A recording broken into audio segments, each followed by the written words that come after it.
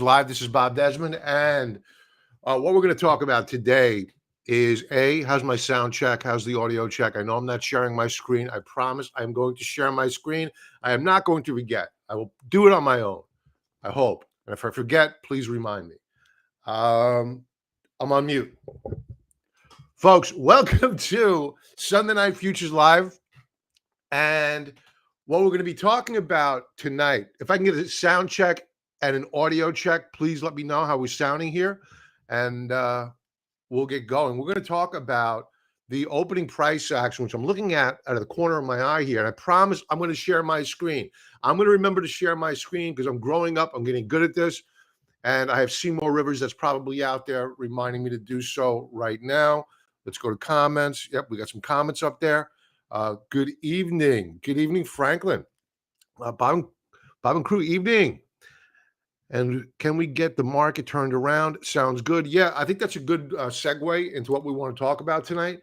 And listen, everybody got rocked last week. And I'm going to start off with some bad news, right? I want to get to, there are two charts out there that disturb me a lot. And we're going to talk about some catalysts that are out there that are very disturbing as well.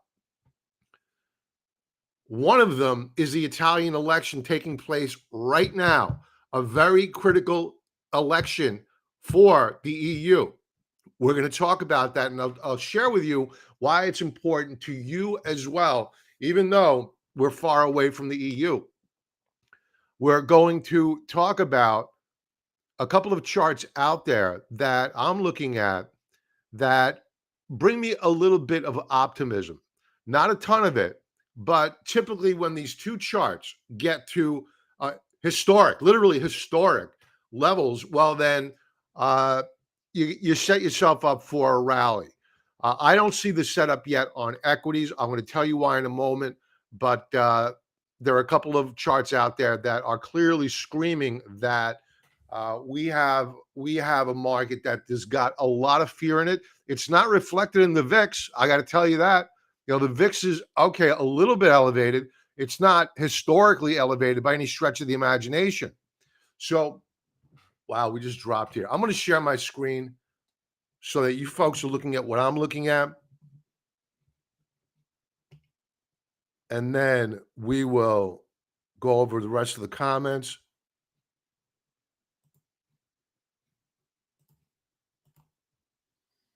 Now, what you're looking at is up top is the S&P 500. And you can see that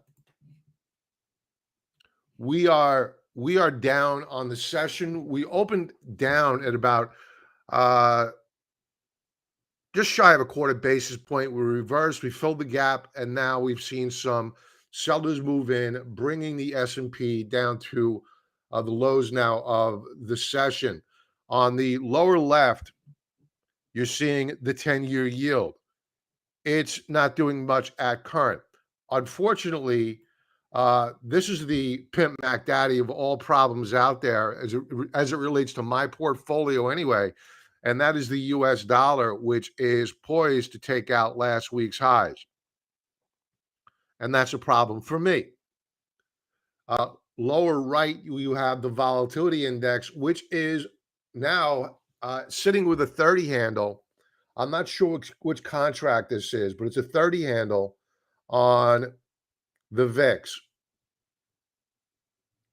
We are now down about a half percentage point on the S&Ps. Let's let them settle down a little bit. Let's go to some comments, and then we'll go to some other futures actions. Tom Liu, hey Bob, Friday 10-year yield drop from 3.75 to 3.69. Yeah, I was surprised about that. This madman from the Fed wants to kill everyone except PPT intervention. Yeah, I mean, if we get a black swan event, I think that's what we're missing right now, is that black swan event, that Lehman moment where he's going to be forced to respond to the calls from the Washington thuggery to get out there and do something to help the markets, especially in front of the elections. And think about it. You have the right wing the far right wing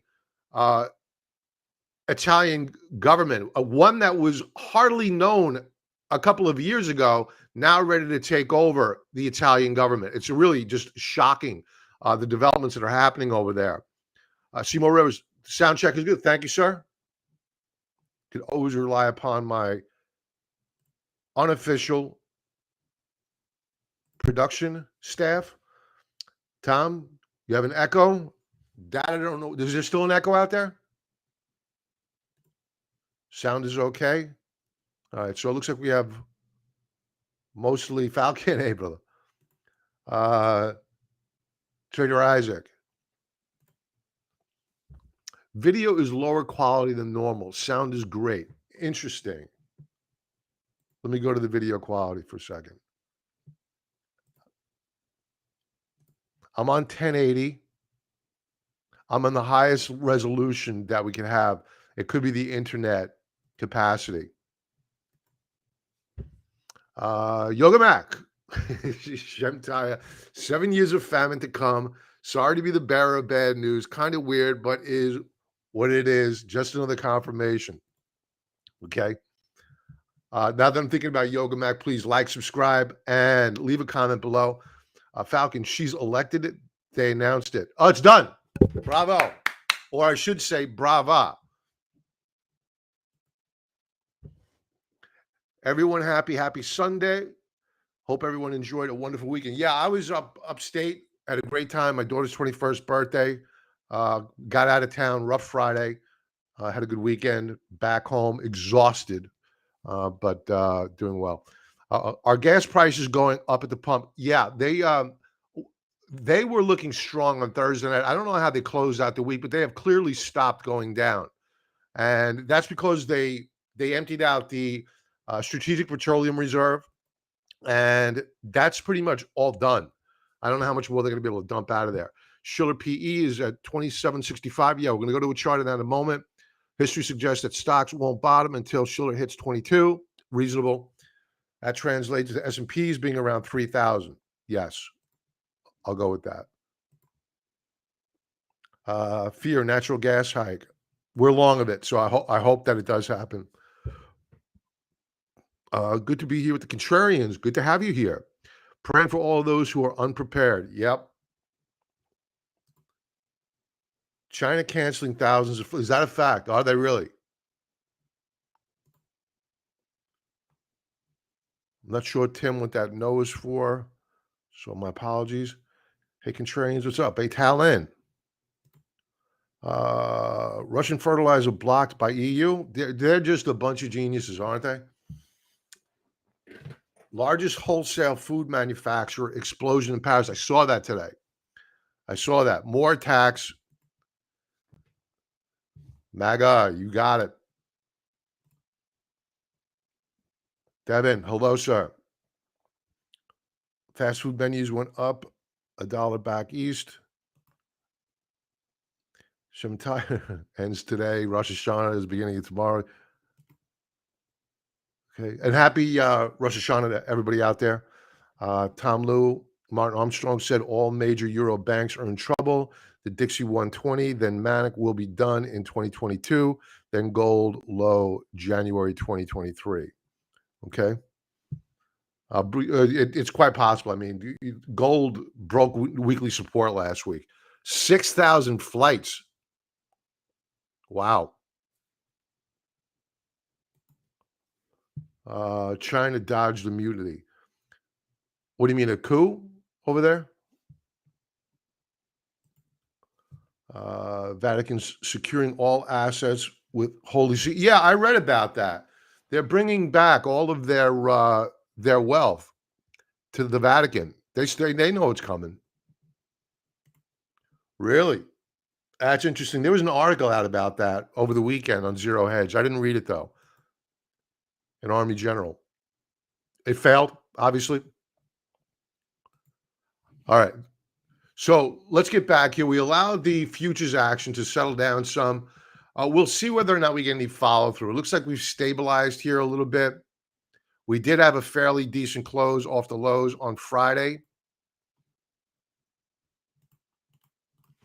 Let's see if we take out the lows. We probably are.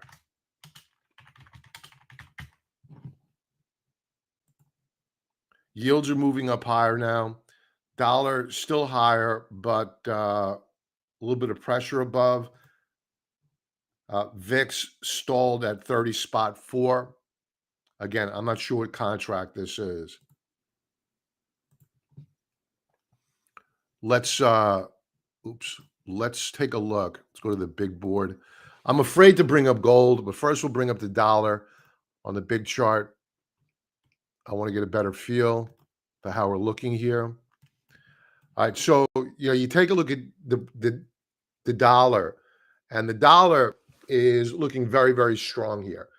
It's extended. We have RSI on a 4-hour time frame at 78. I mean, it's very overbought. We're going to get a pullback this week because if you take a look at a daily chart of the US dollar, the dollar is very extended relative to its 2 and 3 standard deviation Bollinger Bands. It's extended on a weekly time frame, extended on a monthly time frame. Does that mean that it can't go higher? Of course not. Of course not. What I think that we're seeing here on the dollar is a parabolic blow off top. And to what extent the Italian elections are going to have any influence on the euro, I'm not sure yet. It's been widely known that they were going to win. I think it's priced in to the euro. So from what I'm hearing from the audience is that the right-wing government has now won and that they will take office. So we'll see what happens with the euro. Let's check in with the euro now. Before we leave the dollar, I just want to see the strength of this open and how we are doing here. Are we fading? Little bit of a fade. I want to throw up an alert here. I want to get notified. Should we break out to new higher highs?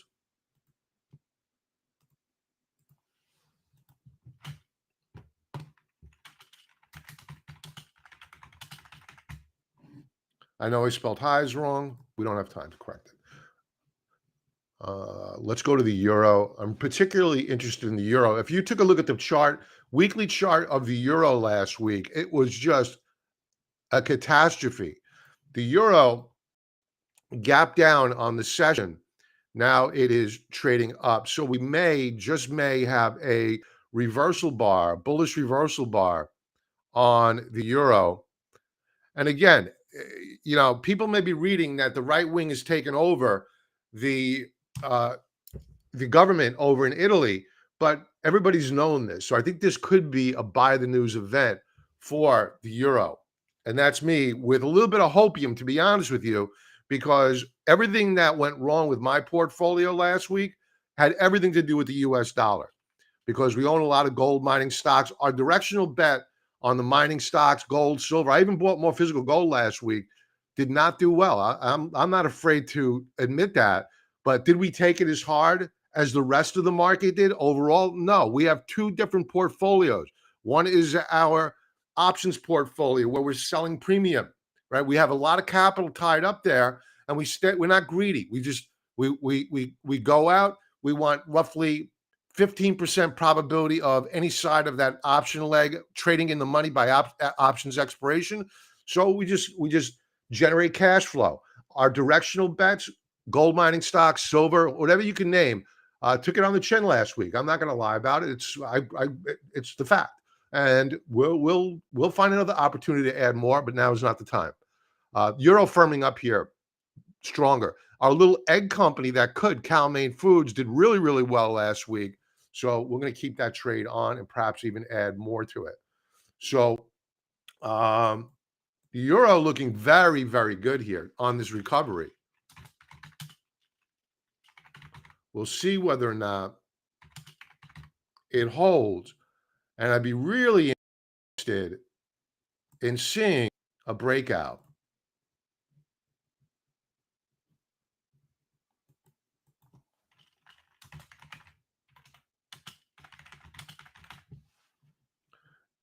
Looks like we are going to break out here.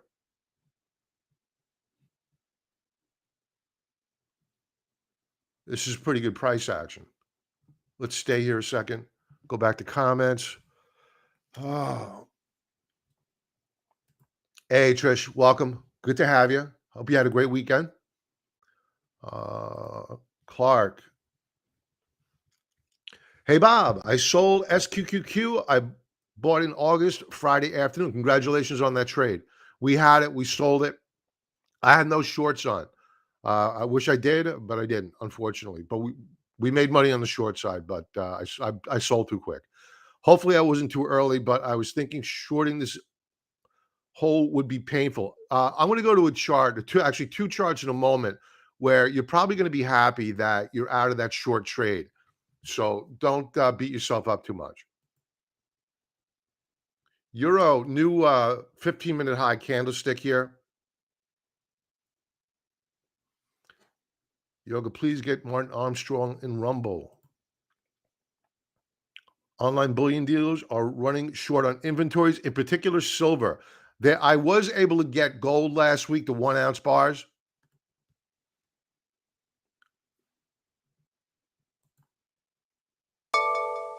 Euro just took out the session high. We are now at highs above the Friday close. This is pretty strong price action happening here on the euro. Let's go back and see what else is going on here, how the markets are responding. The markets are responding fairly well to this event. You have the S&Ps flirting with 3,700. You have the dollar, which is now reversing on the session. The 10-year yield now reversing on the session. VIX stable. It's early on, light volume. We don't want to get full of hope. Right now, we want to acknowledge the fact that we remain in a bear market. We are in recession, despite what the now intimidated media wants to report. And we're gonna trade the market as we should, carefully, very, very carefully. So let's continue on taking a look at other currencies. Euro looking very, very strong here. I mean, I want to take a look at a 4-hour bar. Very strong.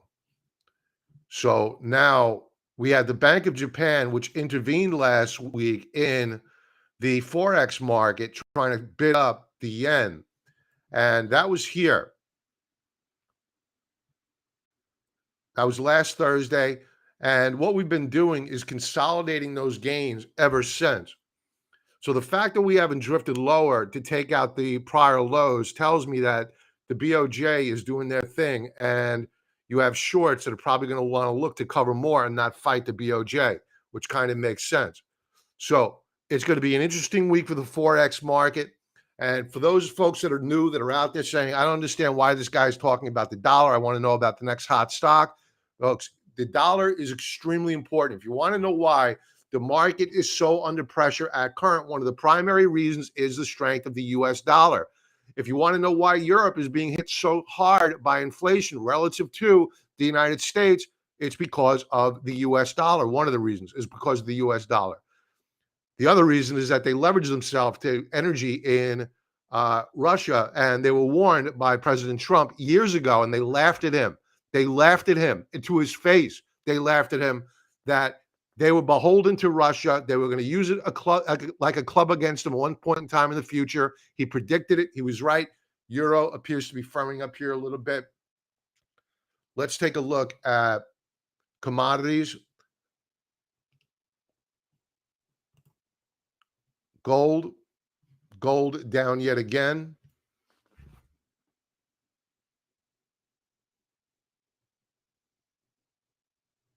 Interesting setup here in that gold gap down on Friday, consolidated along, let's call it 1650 most of the day. And RSI is trending up higher. And now we have a breakout, but this is only a 15-minute chart, right? So I'm not a day trader. So I would really like to see this happening on a 4-hour chart. I would get more inspired. Let's quickly take a look at a 4-hour view of what's going on with RSI on gold. I mean, nothing much. Not much. Gold is not really responding all that well to the pullback in the dollar. Yeah, we were lower earlier on the session. We really need to see a significant move on gold.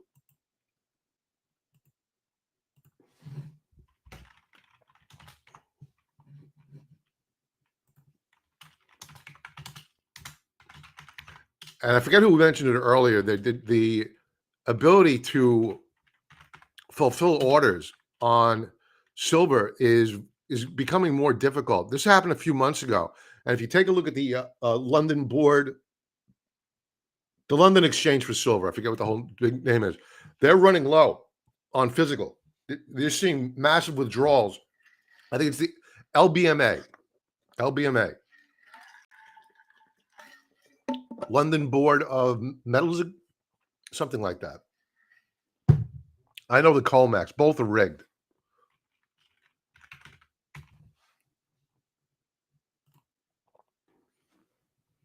All right, so our alerts out here. Let's take a look at silver. And then we're going to take a look at energy prices.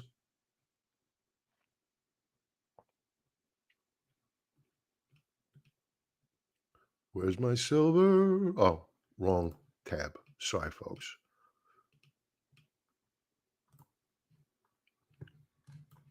Wow, silver's really taking a hit here. Really taking a hit. It's off of the low, off the lows, but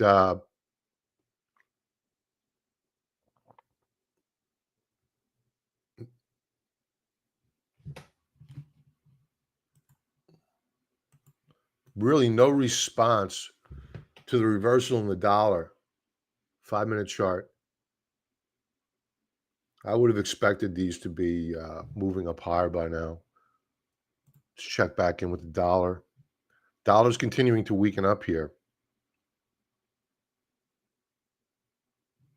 Now we have the S&P is only down 0.16% on the session. That's a good thing. We'll take that. Silver coming back a little bit, but still down over a half percentage point. Let's take a look at oil. Oil prices coming off their lows. They're up over a half percentage point at current. Nat gas. We own some nat gas. It burnt us last week. Anything commodity that, excuse, I shouldn't say anything commodity. Anything X eggs. We own an egg company. So our egg company did really well. It's a micro cap, but nat gas, uranium, it all kind of took a club to us. Here's natural gas. Natural gas dropping yet again. Wow. We're seeing a drop here of nearly 0.75 of a percentage point. We have covered calls on our Boyle trade. I'm probably going to have to roll that down. Thank God we sold covered calls. Let's take a look at the NASDAQ.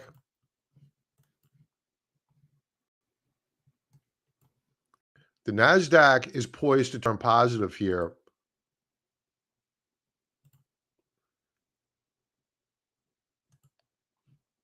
Now, this is a great opportunity to do a real-time coaching for folks.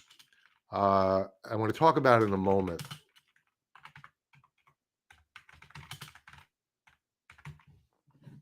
So it took out the highs already? I think I screwed up on that alert. So there are two types of bottoms in a bear market or in a short-term downtrend. And we're going to go over them in a moment. Because if we close or open up tomorrow, that's a good thing, but it's not clearly indicative of a bottom. So we're going to talk about that right now. Okay, so take note of this chart here. You have the triple Qs. You're a trader of the triple Qs. You want to buy the triple Qs, or you're long of it. You don't know when to sell it. You're freaking out. You just had a Friday that was just abysmal. You're worried about Monday morning flash crash. You don't know what's going to happen. But you wake up, the futures are bright green. You're seeing a beautiful morning in the futures market. That is not your bottom. That is not your bottom. When you wake up and you see futures bright green after a nasty sell-off, that is bait. That is a diamond jig to a barracuda to have you go biting on that bait, buying so they could dump into you. Don't let that be you. They want to take parking space up in your head. They know that the so what's the dopamine? The dopamine in your brain gets really, really excited, makes you feeling really good, confident, optimistic. When you see futures bright green, you want to go buying stocks. Again, don't let that be you. They're trying to take parking space up in your head. What you want to do is do what we're doing right now, right? We gapped down. We're reversing to close up. Now, what's bullish here is that we have now, after gapping down, we have now taken out the prior highs. That's a good thing. That's one way. The other way is if tomorrow they move these futures up higher, what they'll do is, if it's truly a capitulation day, they will sell into that strength. That's why you don't want to buy that early morning rip, because you got to expect the next move lower. If, however, traders come in and they buy that dip and they move it up above the morning's highs, that is a potential short-term bottom in the market. So two types of bottoms. One, a gap down like we're seeing here and then a reversal, or two, a move up higher, fade, reversal up to new higher highs on the day. Shorts will be running for cover on that type of price action, guaranteed.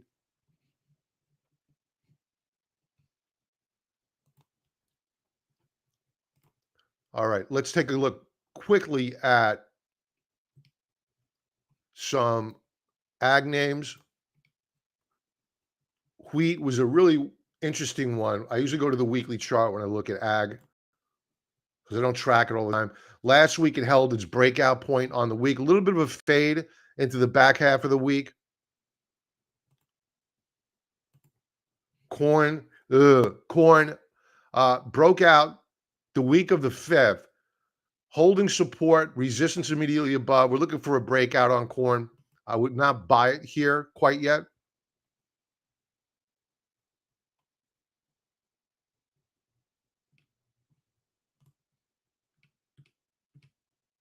Oats still in a very, very bad bear market. All right, let's check back in with the E-minis and the dollar. VIX is now moving lower relative to the prior 15-minute bar, but it's still up on the session and holding a 30 handle. That's dangerous territory. Yields have bounced back. We're probably going to take out session highs in a moment. The dollar finding a bottom. Let's set up an alert here. I want to know whether or not we take out the lows.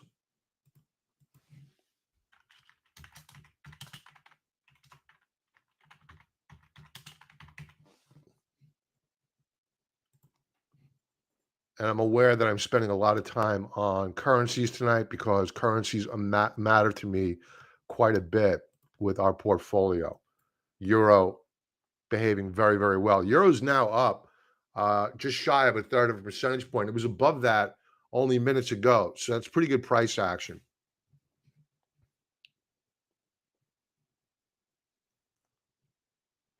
All right, let's take a look at some data coming. What do we got? NASDAQ. We have Qs putting in new higher highs on the session. Let's go over NASDAQ 100, see what that's looking like.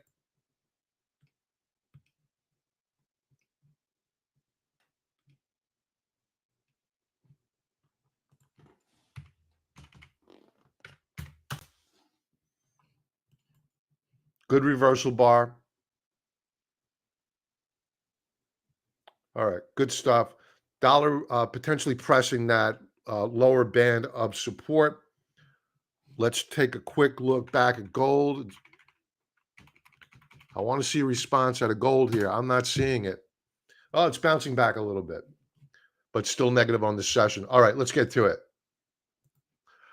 All right, quick video here. This is Jeremy Siegel. I happen to like him.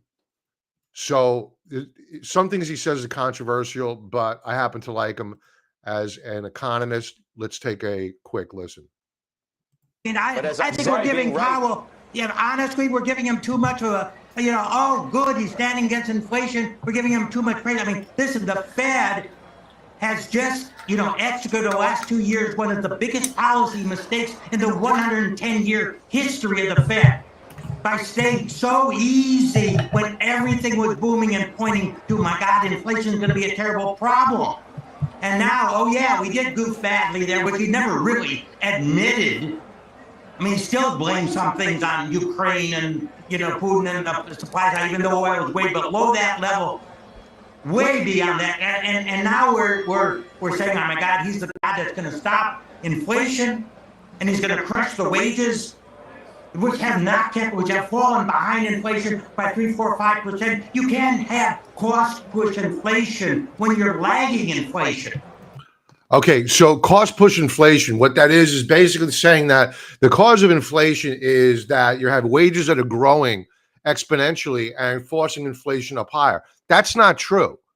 What's happening here is that the Federal Reserve is destroying, it's not just the Federal Reserve, it's all of the central banks around the globe, in particular the EU. They are destroying intentionally, unintentionally. I like to think intentionally. They are destroying the middle class. They want a serfdom system. So the way that Powell is making it sound is that you have rising wages. That's true. Wages are rising, but you have inflation that's outpacing inflation. So de facto, people are losing money in real terms. He's looking at things in nominal terms and not in real terms. Jeremy Siegel's exactly on point here. Now, let's go into the, in a moment, I'm going to tell you why I think Jeremy Siegel is missing a point, with all due respect to him, but I have another take on what Mr. Siegel may or may not be missing here, and I will share it in a moment. I have been talking about the Fed's balance sheet and how they have not lived up to what their promise has been. I did the math, and I'm going to show you what their statement was, what they were going to do from back in May of this year, and what they've done since then. Stick around. These are the two charts that have me worried right now. The Dow Jones Industrial Average, which I really don't talk about all that much. It's really not a go-to index anymore. But today it's worth the conversation. The reason is this, is that of all the indexes last week, it was the Dow Jones that first not only traded below the June lows, but it actually closed below the June lows. That is a technical basket case. That is no bueno. That's bad, bad stuff. So I have to make the assumption that since we closed down below the June lows, that's a continuation breakdown. And you have a close below one support level and the 200-period moving average. You have your Stokes, which are trading down below 50. Rallies tend to fade when that occurs. Be very, very careful. We may get a short covering rally here, but don't get lured in. It's not the bottom yet. Why else am I thinking that we're not at the bottom yet? I've gone over this chart ad nauseum, and I warned about it. The VIX, I warned about it, particularly the weekly chart a few weeks ago. Last month, we had broken down early on in the month, broken down below the lower band of support on this triangle formation. We closed out the month above it. We had a bullish reversal bar on the VIX. This month, fast forward, new monthly higher highs. We're gaining momentum. Let's look for more evidence of momentum. Look no further. I drew this. I forgot I even drew this. Look no further than ultimate oscillator, higher lows. And now we have a breakout to new higher highs. Not my favorite metric or indicator. This one is telling me a story. No breakout yet. This one is telling me a story. Remember, we only have a few trading days left to go in this month. This data a lot can change in the next couple of trading days. I admit that freely. But this data is very, very significant if we close strong on the month. It does not bode well for next month. Now, as we do a deeper dive here, and you take a look at a weekly view of the VIX, I mentioned this 2 weeks ago. We had broken out on the VIX on RSI, not on price. But guess what? Now we have a breakout on price and a continuation move up higher. We're now sitting with a 30 handle on the VIX. And I've always warned, whenever we have a conversation on these live streams, I always say, unlike the flash crash, unlike Black Monday, unlike the financial crisis, unlike the dot-com bust, unlike COVID, we have never seen yet during this bear market a capitulation in the VIX. It hasn't happened. Case in point, let's take a look. Quarterly view of the VIX. Hopefully I have this annotated. I do. Here you have it. Dot-com bust. We hit a high of 45.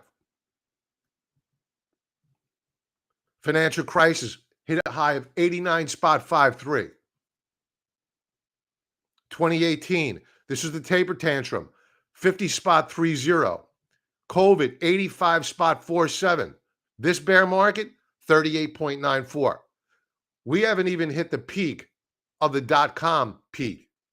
So this is one of the reasons why I do not believe that we've seen the worst of the selling. And so the VIX and the Dow Jones are clearly my two top concerns for this market. Now, as you proceed into the new trading week, we're going to take a look at TrendSpider and its seasonality. I just clicked the wrong button. The month is almost over. Let's go to a monthly view first. I believe we are heading into week 40. All right, so September, over the past 11 years, has traded down 45% of the time.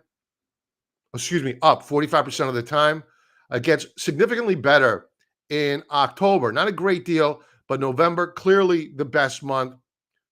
That's your Santa Claus rally. December strong, Santa Claus rally, holidays, blah, blah, blah. All right, so on a weekly time frame, the good news here is this, and this is where I want to start steering this towards the good part of what we want to talk about. Last week was the weakest month out of the year, tie with week number 20. That's in the rearview mirror.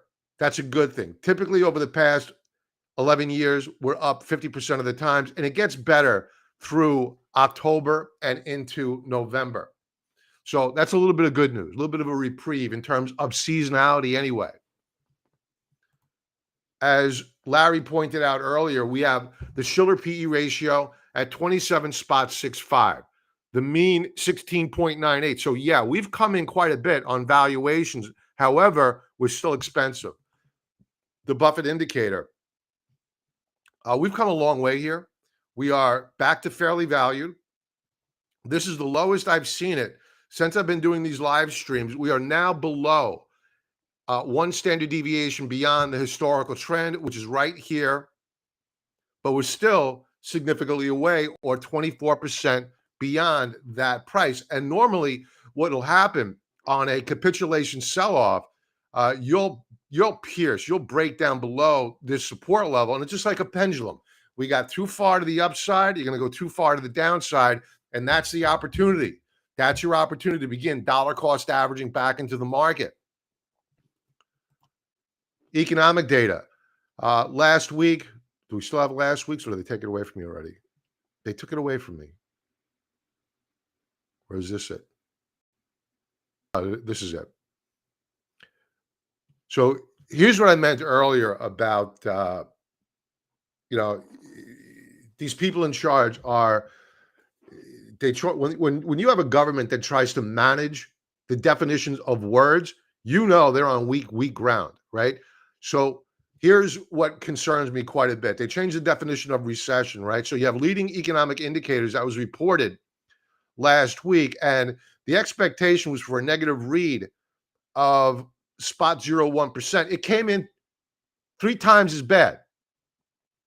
But here's the headline on Market Watch. The economy is slowing and parenthetically, or in air quotes, potentially signaling a recession. What are they missing? We've been in recession for 2 quarters already.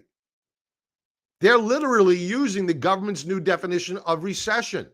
This type of delusional, this type of denial is what is going to get the ordinary trader in a lot of trouble, because they're listening and reading this garbage that's being put out as fact. This is it's groupthink. It's bad stuff. So please, we are in recession. We're not waiting for a recession. We're waiting for the capitulation sell-off. We're waiting to dollar cost average back into equities. That's where our head is at current, and we're looking for a break in the US dollar.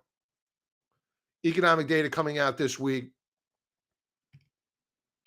I think we have a bunch of Fed heads coming out this week. Yeah, and it begins tomorrow. And at some point in time, folks, what we're going to look for is we're going to wake up on a Monday morning, Tuesday, whatever. It's going to usually come early in the week, or it's going to come after the close on a Friday, where you're going to get a company, a big one, that just goes, or you're going to have a financial company. You never heard of them before, like Long-Term Capital Management. Who ever heard of that company? Well, you heard about it when they blew up, and the street realized how much derivatives and toxic garbage they had in their books, and nobody knew who had counterparty risk. And once you get that fear in the market of who has counterparty risk, that's what sets off the next leg lower in the market. That's what gets the phone over the Federal Reserve ringing from the Elizabeth Warrens of the world, from the White House. Hey, you got to get this under control, and get it under control yesterday. We have an election coming up.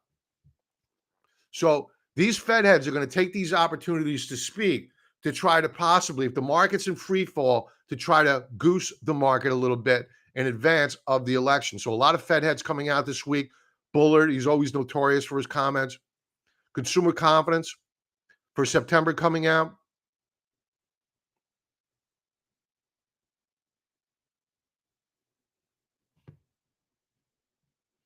We got Powell coming out again next week.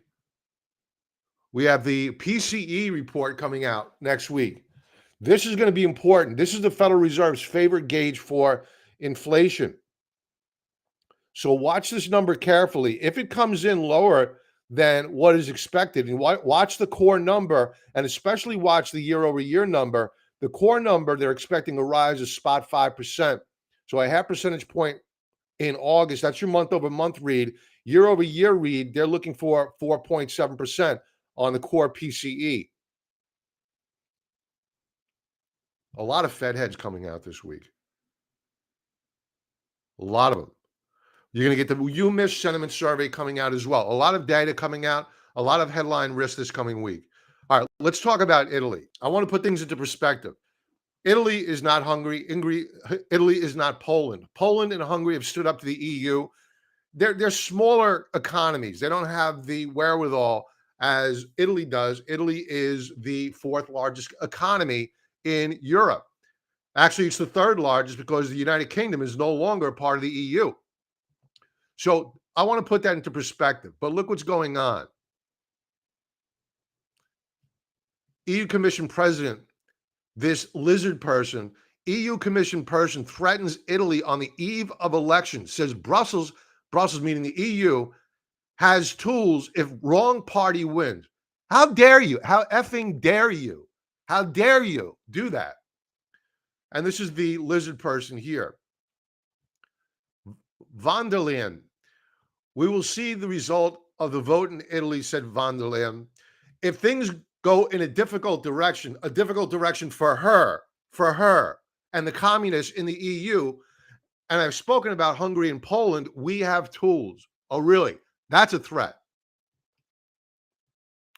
And you had Matteo Salvini come out. I love this guy. What is this, a threat? This is shameful arrogance. Right on point. Tweeted Matteo Salvini. If anyone in Brussels thinks of cutting the funds that belong to Italy because the league wins the elections. That's the party that wins. Brotherhood, League of Brothers or something like that. I forget what it is.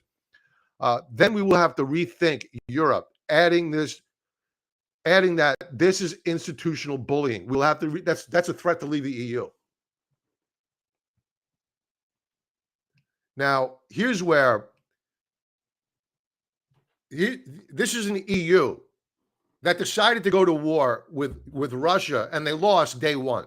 They have lost 40% of their energy. 40% gone. Now they cut off fertilizer from, I guess it's probably Belarus. They're like the biggest supplier. That's / Russia. They control Belarus. Gone. Now they can't make food. They're going to see a drop in food. So this is the same lizard person that threatened the Italians today, or yesterday, I should say. But here's what she doesn't understand. Italy is highly indebted. Were it not for Goldman Sachs fixing their books for them, they never would have been admitted into the EU. They have trillions upon trillions of debt. And here's an old adage. This does not apply just to Italy. This has been around for a long time. When you owe the bank $1,000, it's your problem. When you owe the bank $1 trillion, it's the bank's problem. She thinks, this lizard person actually thinks that she's got the leverage over Italy. No, Italy's got the leverage over the EU. If they want to say, you know what, we're going to default on our debt, we're leaving the EU, adios, we're good. So interesting stuff over in the EU. This is why I think we're going to get a rally in the euro. We already know about this, Europe's energy crisis. Did I highlight anything here? No, nothing much to talk about. Let's continue. Things are getting real over in Russia. They are not allowing men of military age to leave the country. Things are ratcheting up. I'm not going to go over this. We're losing time here.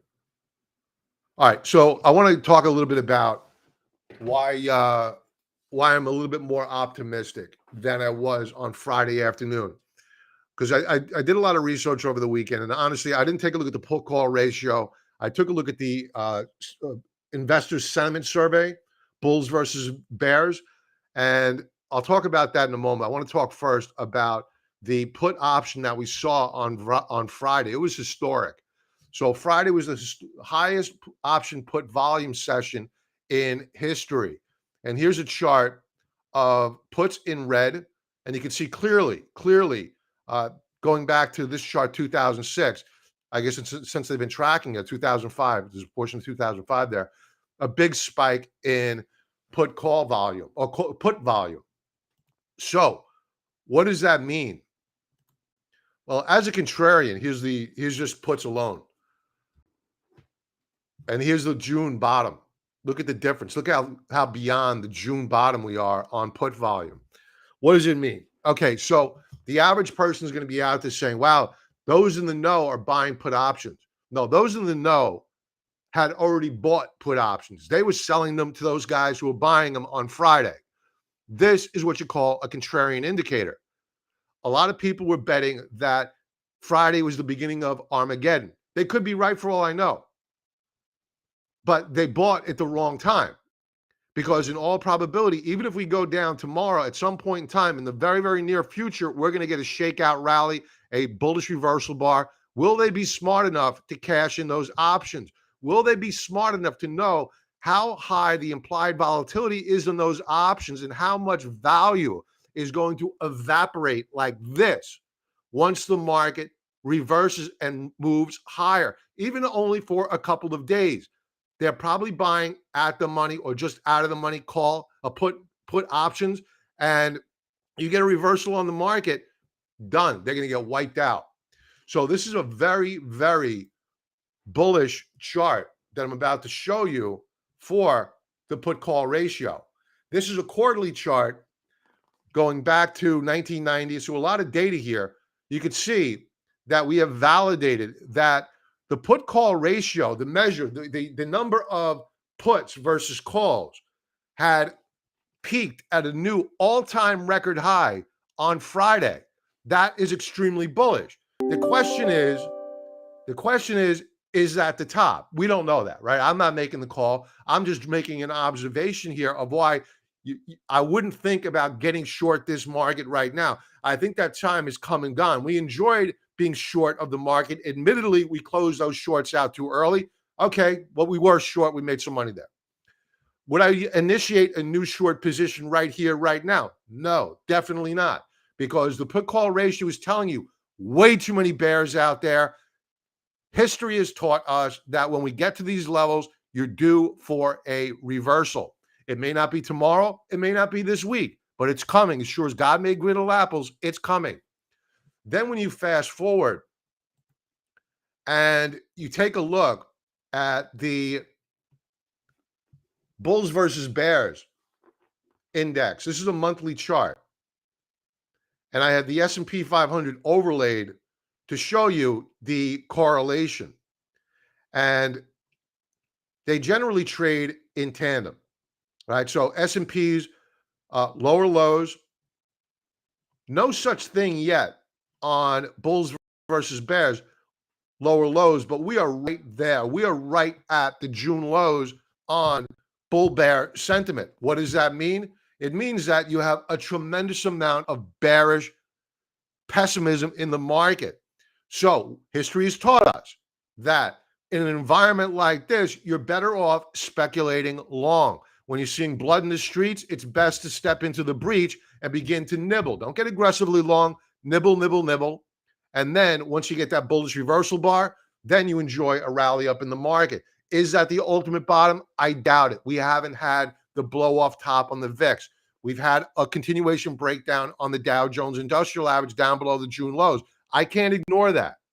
So right now, I'm trying to fit with my pessimistic charts, the Dow Jones Industrial Average and the VIX.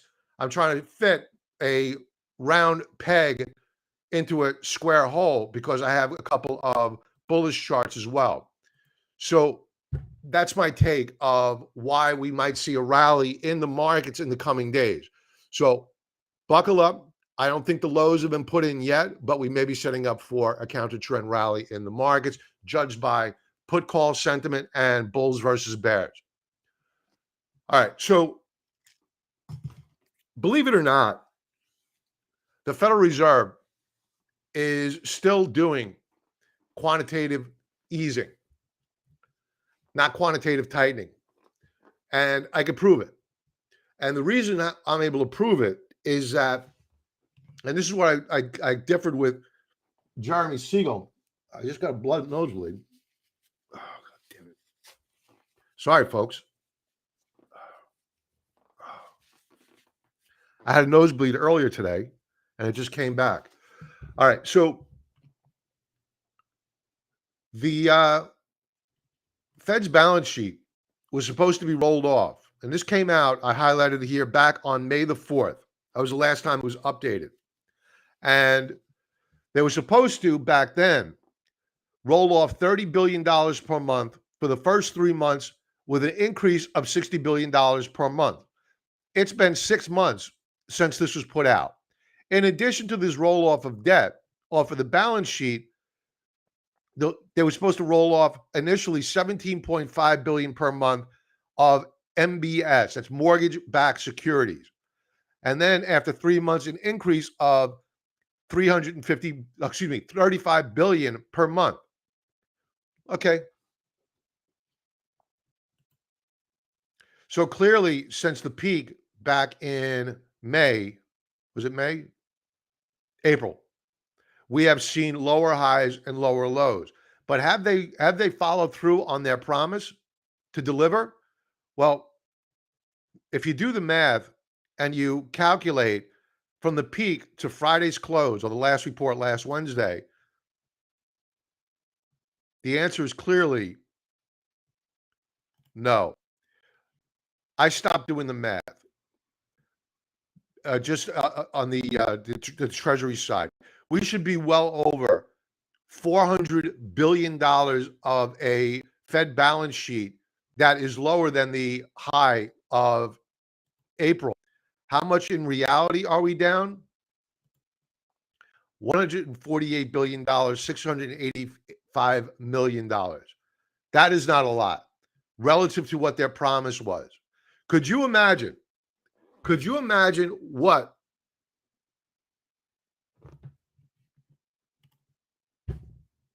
Yeah, you're right. I got to check that out. I didn't think about that, Franklin. Thank you. Yeah, we keep on fighting. Keep on fighting. Yeah, Seymour, quite possibly, yes. Quite possibly, yes. Tonight, yeah, the Salt Must Flow restream. That's tonight. Yeah, Salt Must Flow. Salty Army, we love you. Right now, with me tonight, it's the Blood Must Flow. All right.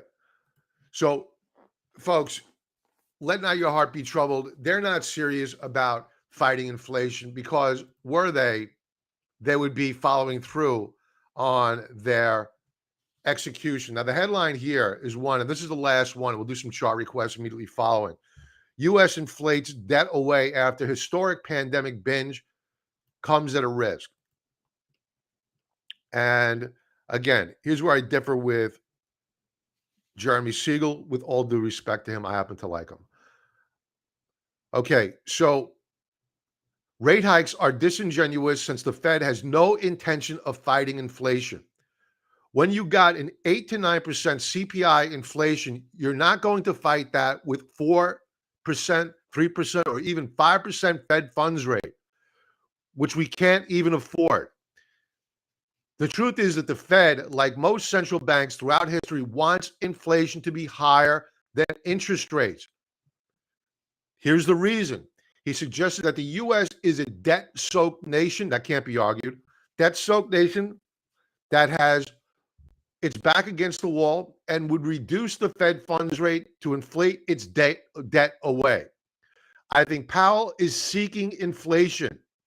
The only reason they're raising rates today is not to fight inflation. It's so that for some reason, they'll cut rates. Basically, it goes back to what I was saying before. You're going to have a blow up. Something is going to have to give. A company, a financial institution, and you're going to see panic in the streets. That's going to be the excuse for the Federal Reserve to come back in like a white knight on a shining horse, or shining knight on a white horse, and cut rates. And then inflation is just going to rip up higher. Dollar goes lower. That's what they want. Have no doubt about it. That's the end game. They want to try to inflate the debt away because we have zero way to pay off our debt.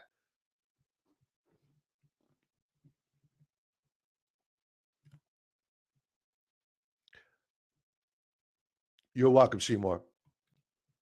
Let's do some chart requests. All right, let me check the members area really quick. If you guys have a couple of symbols you want me to go over, we'll go over it. We will be using our friends over at TrendSpider, folks. If you're not using automated technical analysis, seasonality, unusual options data, TrendSpider's got it, and you really need to use the algorithms at their disposal, because now it's affordable to the average guy.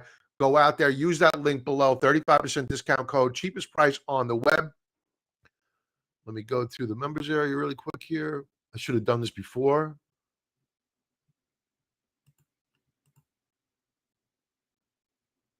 Okay, we're good. SPY. On the month so far, we're at historical support, 361.72. We bounced just shy of it last week. Weekly view. If we break 361, I think that we're going down to 340 probably fairly quickly. I think to do that, though, we're going to need a catalyst. Something's going to have to give here. And let's just check in with seasonality. Now, this week coming up, it's up. It's a 50-50 shot. We're going to trade up on the week, but it gets better the week thereafter for the next several weeks on this data going back 11 years. So not insignificant data. Daily view. Daily view, if I had to hazard a guess, I'm not seeing any. I think we need to go down here. I think we need to hit 361. I think we need to pierce it, reverse it, and close back above it. I think that needs to happen for us to get any type of a sustainable rally. And to do that, we need a move lower in the equity markets. Let's check back in on how we're trading at current. Gold still weak. Dollar holding firm. Yields holding firm. VIX holding firm. Equities, S&Ps remain negative, but certainly off the lows of the session. Sorry, folks. Don't mean to gross everybody out. That was weird. So I think we need to see lower lows here, Yoga Mac. And the ideal scenario is that we flush. We wake up tomorrow morning, bright red futures, only to see them close green on the session. That sets the stage for a rally.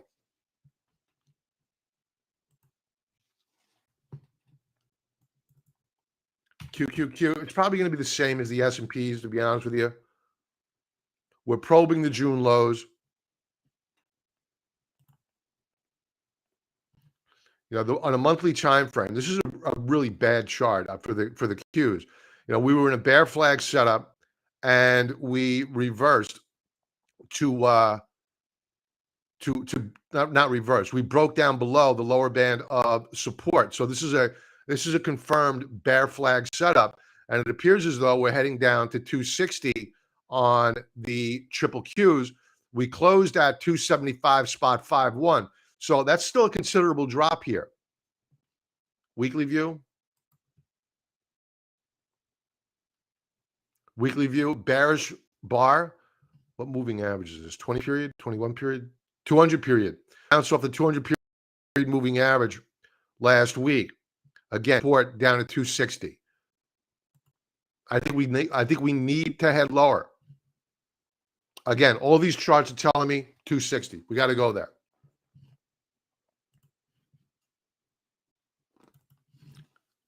SWAV as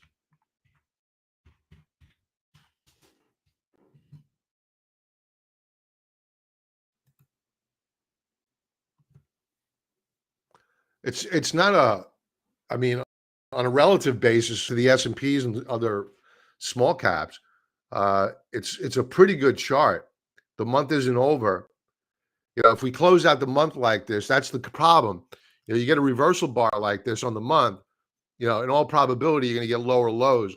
Where I'd be looking for support is at the rising VWAP here in blue, which is at current at around 211, 212 per share. Were we to get there tomorrow, it's rising though. So over the course of the next several days, it's going to change. How low can it go? It can go to zero. It's a difficult question to ask, but where would I entertain looking for a long position? 220, maybe.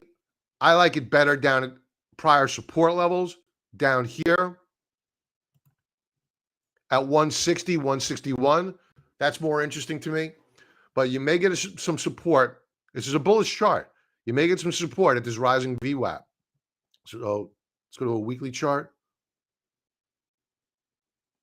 Yeah, they tried to hold this in and rally it back. They failed to do so. You had a bearish reversal bar in the week. This is probably going lower.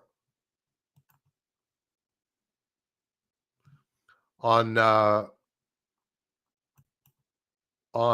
Friday, it tapped its volume-weighted moving average and bounced off of it. So you may get a pop tomorrow. I would not buy the pop here.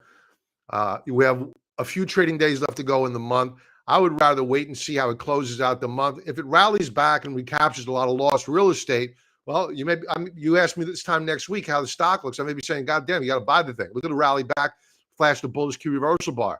Is that probably going to happen? Probably not. It's not looking good. So you may get a rally here. It's probably going to get faded, and we're going to head lower to those lower support levels I just mentioned.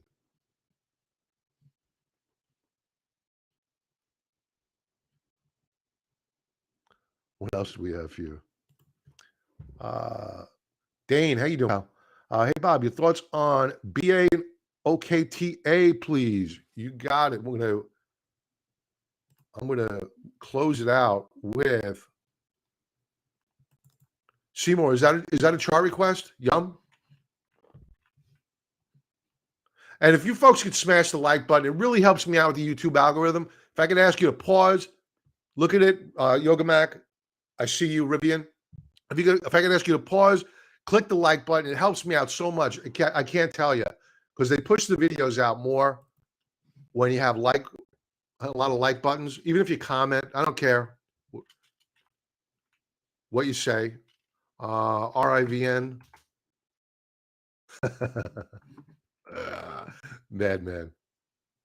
No, yummy for barbecue. I love me some barbecue too, man. Rivian. So if memory serves, Rivian was looking good the last time we went over this, but it's given a lot of real estate. It was considerably higher in the month. It was breaking out, but it's given a lot of real estate here. Let's get rid of this.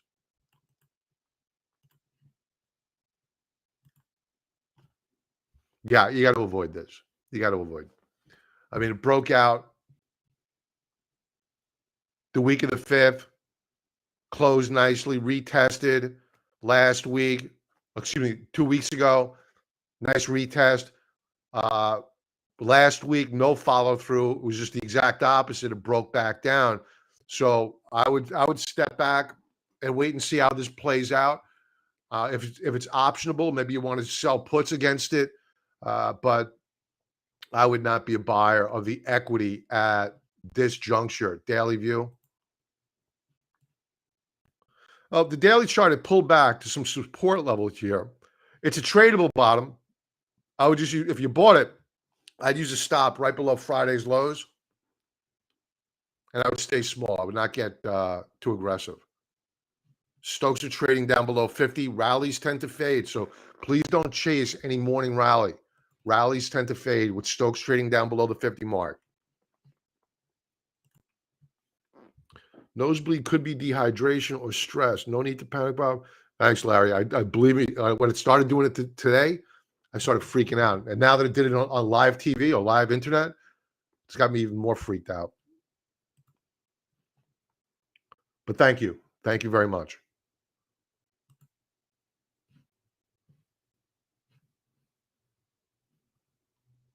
CWH.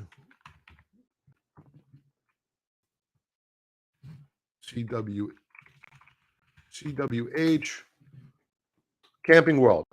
A great company, but a horrible stock. Got to avoid this. Very similar to Rivian in that it broke out. This is on a monthly time frame.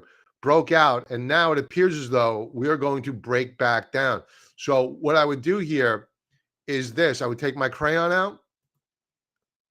There's your new lower band of resistance. I would short into this lower band of resistance. I would avoid this stock. In all probability, it's going lower. It makes new monthly lower lows next month. It can become a short.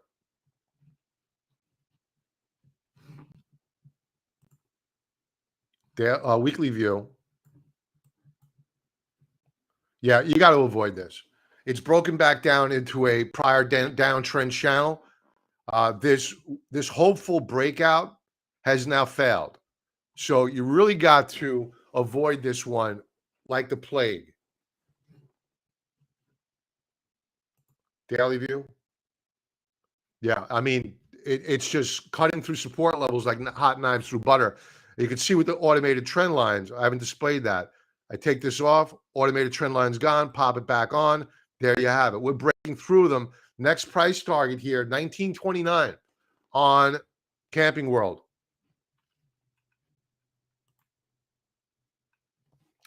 Found you with your QQQST post today. I hate Sunday nights pre-market. It's nice to have you in my library. Oh, nice. Thank you very much. Nice of you to be here.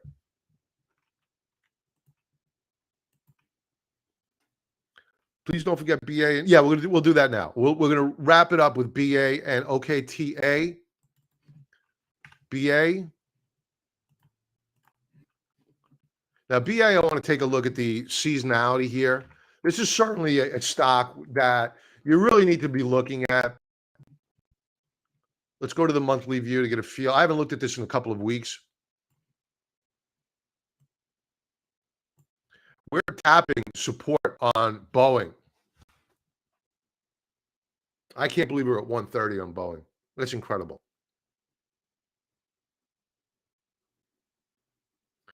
I like it's an ugly monthly chart. There's no doubt about that. But it's an interesting spot where we pulled back to and we bounced a little bit where you can initiate a position, small position.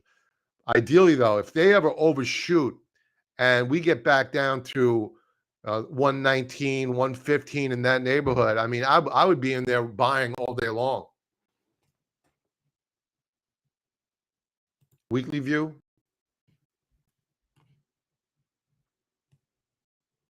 We're going lower. We're coming down here. I would be interested in Boeing at 124, 124.50 to 125.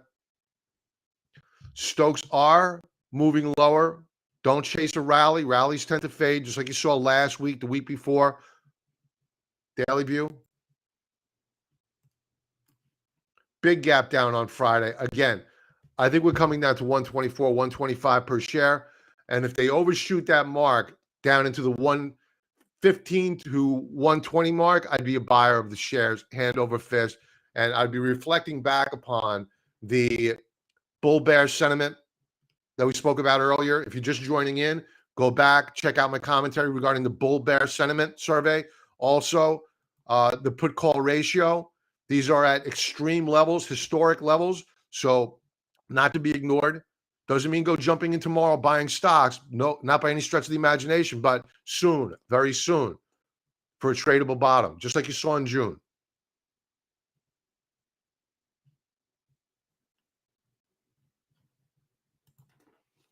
That's Boeing. We'll leave it off with OKTA.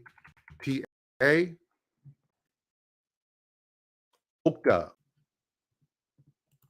Must be a small cap. I'm not familiar. Oh. Problem here. Big problem. You're seeing a break of monthly support at around $60 a share. Now, you do have a volume shelf here.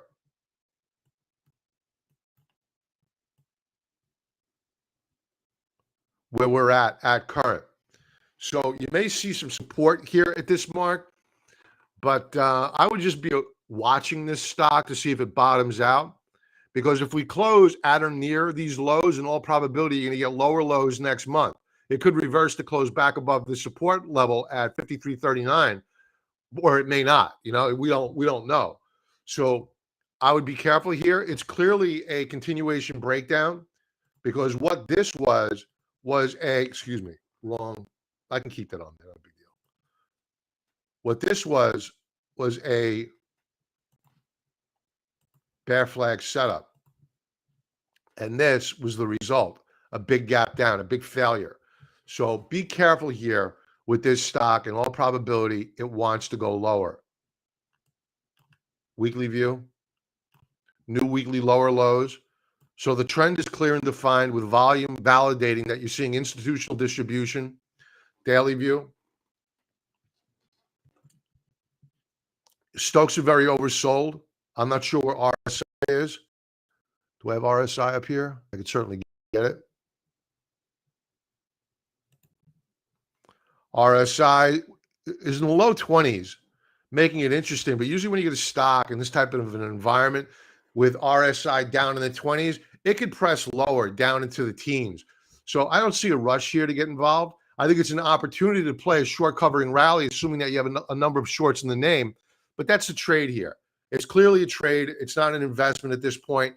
Monthly charts are implying it wants to go lower until it doesn't. You know, you have to see the stock stop putting in lower lows on a monthly and weekly time frame, and then you could start backing up the truck for an investment. Otherwise, I would avoid this, and just, if you're going to trade it, swing trade it, and that's about it. Joel Taylor, any fears they're setting it up for a sell-off while making this look like the most recent bounce? Well, no, I think the most recent bounce was pretty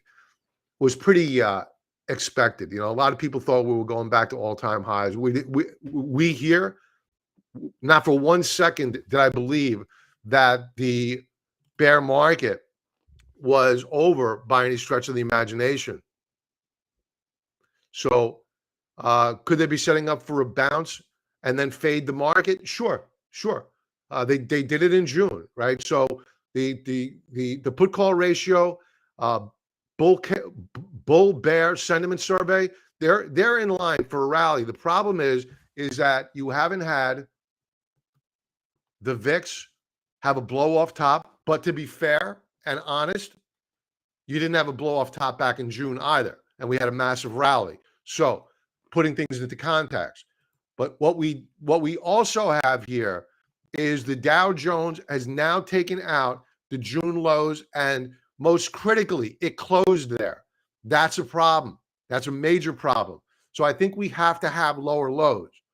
So that being a known, if we do break down to new lower lows and we see the put call ratio get worse and worse, meaning more and more bullish because people are buying more and more puts, and you have investors sentiment survey clearly with a ton of fear out there, that's setting up for a great counter trend rally, except we're breaking to new lower lows. I don't know where the support level is yet on the Dow Jones.